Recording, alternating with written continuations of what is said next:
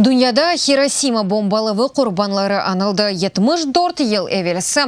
1945 сенесі августның 6-сында Америка бомбардыман учағы Япония шәріне өзек бомба ташлады. Патлав шәр сәкенлерінің чоқысы Ишкеве оқышқа yol тұтқан заман саба саат 8:15 даққа кешкенде олды. 140 кеші әләк олды. Бүгін Хиросимада Барышық паркында бомбалав құрбанлары абидесі янында әләк олғанларының хатырасы анылды.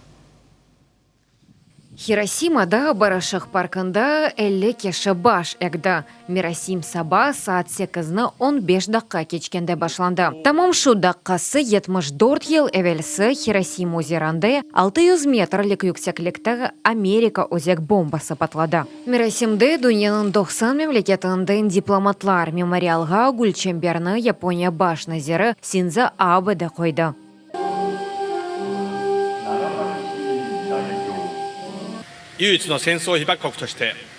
Женг вақтында өзек бомбалавға оғыраған екене мемлекет оларақ, біз дүнияны өзек селесіндан азат әлмесі үшін çalışмақ керекміз. Япония елерде де бұл халқара әрекетке башлық атмеге азыр.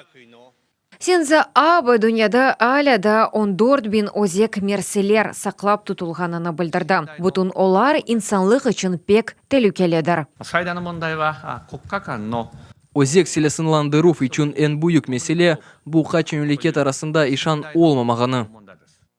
1945 сенесі августның 6-сында юзберген өзек бомбалав Хиросима сәкенлерінің аман-аман 67% жоқ етті. Оларының чоқысы әдей адам еді. Озу шер есе ер юзунден жоқ етілді. О заман Вашингтон бойле етіп екінші жан женкіні тезді екенлемеге мүмкін олacak деп сайды. Ве әртесі күні августның 7-сінде Японияның да бір Нагасаки шеріне өзек бомба атты. Нагасаки, Халисе Зенедин, Вадим Гринько, Селим Тохтаров, UATV.